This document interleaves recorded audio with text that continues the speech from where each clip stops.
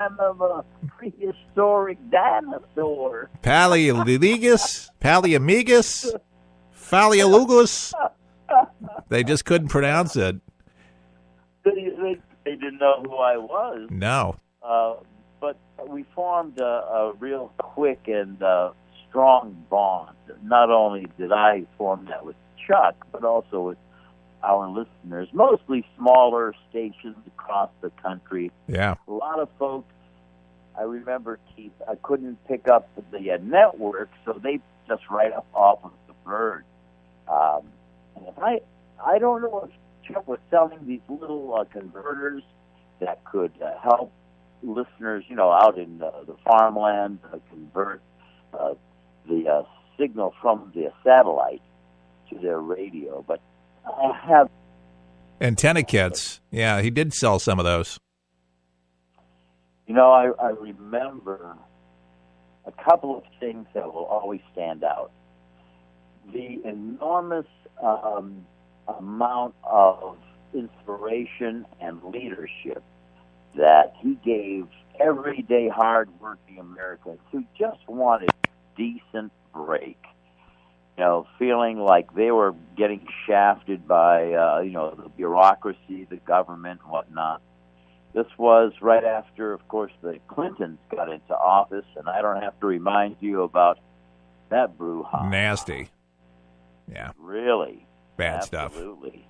Poor Chuck. So, yeah, they came down so hard on the poor guy. And I think the inspiration that he had was, people loved his common sense. They believed him. He was trustworthy. Yeah. And for people to, he was one of the pioneers, if you think about it, who opened up a whole new genre on talk radio. And it was, you can now talk about things that you could not have talked about on NBC or ABC. That's right. He led the way to a whole new movement for people who felt that they fell through the cracks or didn't have a voice anymore on the radio could be heard. Yeah, he turned down opportunities and junkets like NBC, TalkNet, Mutual Radio, for salaries, but they told him he couldn't talk about those things. You see, this is part of, what gained, I think, Chuck's popularity across the country is the fact that he was one of those pioneers. We just got done memorializing Art Bell last week, right? Yeah, we did. What a loss. In a way. Was it this week or I can't last week? Anyway, Keith. Yeah. Keith, both of them opened up a whole new area of talk radio where now they could talk about controversial issues, some conspiracy theories, others who had just crazy guests that the mainstream considered crazy. But lots of folks said, hey, this guy is really interesting, and I want to find out more about him. Some didn't work out, like, was it Eustace Mullins? Was that? Yeah, that's right. Yeah. That's right. Yeah. Big name. He was a pioneer in that respect. And the other thing I remember is he was a mentor to me, because as a morning show host, I only gave mostly entertainment, like, the news, the weather, the sports, things that a normal, fast-paced morning show does. That's right. It doesn't really get into the details of a lot of the political stories of the day. No. So he became a mentor of mine. And actually, I'll tell you the truth, I had more liberal leanings back then. And I think that Chuck Carter helped guide me towards a more middle of the road and or conservative libertarian. Yes. It's funny how you say that, because so many people, Phil, on Facebook have said pretty much that same exact thing, where just because of the common sense, because of the research, because Chuck was just Chuck trustworthy, and he would not say something on the air unless he really knew the answer. And if he didn't, he would tell you, I don't know, but I'll find out. Exactly. That trust, that formed a bond, Keith. That bond was hard to find on radio. You know, a lot of commercial chalks were in it for either the money or the ratings or whatnot. There was a true authenticity about Charles Edward Harder. I always loved it when he would refer back to his early days in Elgin. Yeah. And, it reminded me of me because I started in Hot Springs, Arkansas as a kid. And a lot of my radio broadcasting career parallels a lot of what Chuck Harder did. And so, I always felt a very close bond with him and with Diane and the family. And by the way, can I just take a moment to share my condolences and my prayers, please, to Darlene and Patrick, because I know that they're going through a very tough time. And also, I'm going to include you, Keith, in my prayers, my sympathies. Thank you. If anyone knew Chuck, worked alongside Chuck, you knew him better than anyone in broadcasting. So I share with you that same, my sympathies and my reverent prayers for.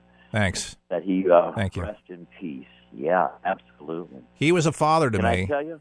You know, he was.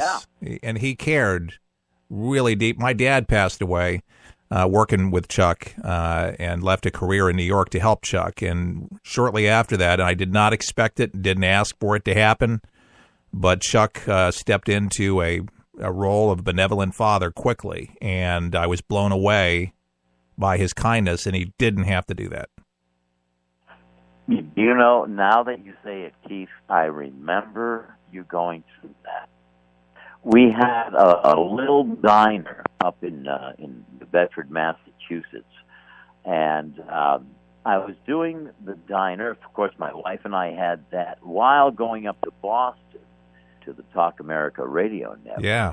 And I remember when your father passed away, and how he did take you under his wing. It's funny how we kind of forget these things, but that's the kind of man Chuck Harder was. He was. He didn't have to do it. He'd take stray cats in. They loved animals. I remember many. Yes, many. People ask where Chuck's fortune went, mostly to feeding cats and dogs. Kitty litter, yeah. And you know what? You know how some people have animals and they try to take care of them, but anytime any of those animals were sick, they would go right to the vet, right in a heartbeat. And there's still animals that outlived Chuck that still live in his house, and Darlene's taken care of. Hey, Phil, we got to do one of those breaks. You know what those are. Can you hang on? I do. We'll be right. Absolutely. We'll be right back with For the People, a tribute to Chuck Harder today. We'll help you survive this thing called life. We're for the people, for the people, for the people is there. It's unlike anything you've ever been through in your life, man. I was driving. This kid threw a grenade at us. It went right over our vehicle. It was 12 years old. The shockwave went through my head, rattled up my brain, and left. Danger is around you 360 degrees at all times, and you can't unlearn that. It's impossible to describe the sacrifices these men and women have made to protect our freedoms. And the job of rebuilding their lives is massive and growing every day. Many will need the programs offered by the Wounded Warrior Project for years to come. I didn't know what PTSD was. All I knew was I was having nightmares. And when I got released, my reintegration was go check in at the VA, man. My first coping mechanism was use drugs. Just numb it. Don't feel anything. I was angry. I'm trying to pull myself out of that right now. Your gift today of $19 per month will honor and empower these veterans so they can aid and assist each other. The Wounded Warrior Project is a life raft. I can say this without question that I wouldn't be here today if it weren't for it. Wounded Warrior Project is the first step, getting back out into the world and reforming yourself outside of the service. Call or go online with a pledge of $19 a month. You'll receive this Wounded Warrior Project blanket, and your gift will provide critically needed programs that rebuild lives. That was my first feeling of actually being a part of something bigger than myself again. Well, I lost a few really close friends overseas, and if I quit, I'm going to let them down, and I'm not about to do that. I'm learning to face my fears head on. To trust and see what happens at the end. It's a long process, but I had the drive and desire. Please, call or go online with your gift right now. A republic, not an empire. And I think we need to get back to those, republic virtues. Amen. For the People loves America, and for that reason, we will fight the fake news media with our broadcast, conveying the truth with news and insights that matter. Our dedication to this mission is a group effort to fix America first. Can we count on you today to help For the People? Supporting For the People helps us broadcast on radio and online at forthepeopleshow.com. That's forthepeopleshow.com. You can make a one-time donation or become a monthly supporter today and help bring a show that matters to people that want to be in the know without the big media spin. Common sense, family values, and a conservative point of view, all on For the People. To join For the People as we strive to broadcast live across America, log on to forthepeopleshow.com. That's forthepeopleshow.com. All the best.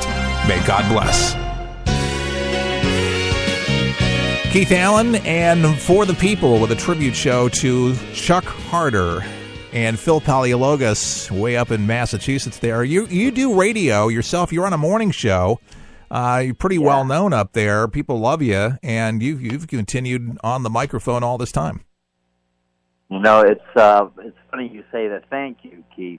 This morning, we lost a legendary sports broadcaster here in New England, Gil Santos. Oh, God bless. Yeah. Wow. Gil was the voice of the New England Patriots, and it started on the same microphone that I use every morning. When people say, "What do you do for a living?" I say, "I wake people up." That's it. That's it.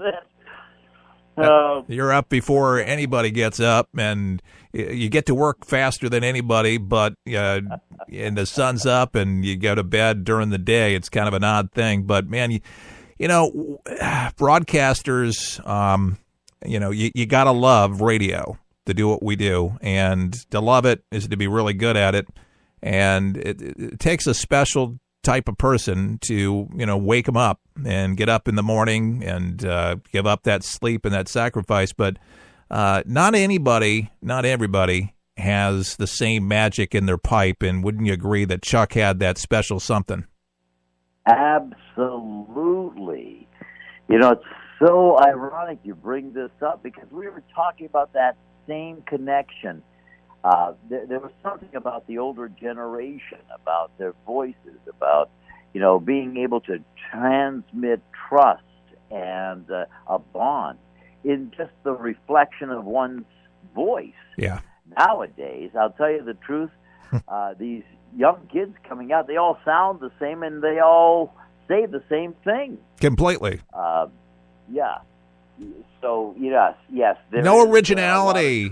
No originality. None. And you can't tell some of these so-called hotshot program directors that very thing, because they think that they somehow, in their wisdom on high, I don't know where they think they get it from, but if they, make it real hip, they're going to get 20-somethings to listen to the AM dial. Exactly. They have they're clueless when it comes to that. They don't know. My philosophy is a lot like yours. You first have to find a bond that gets the listener to like you and to trust you. Once you get that bond going, Keith, then you can get on the air in the morning, and you have so much more, that you can persuade them with in terms of, this is what I think is important, or this customer here or this sponsor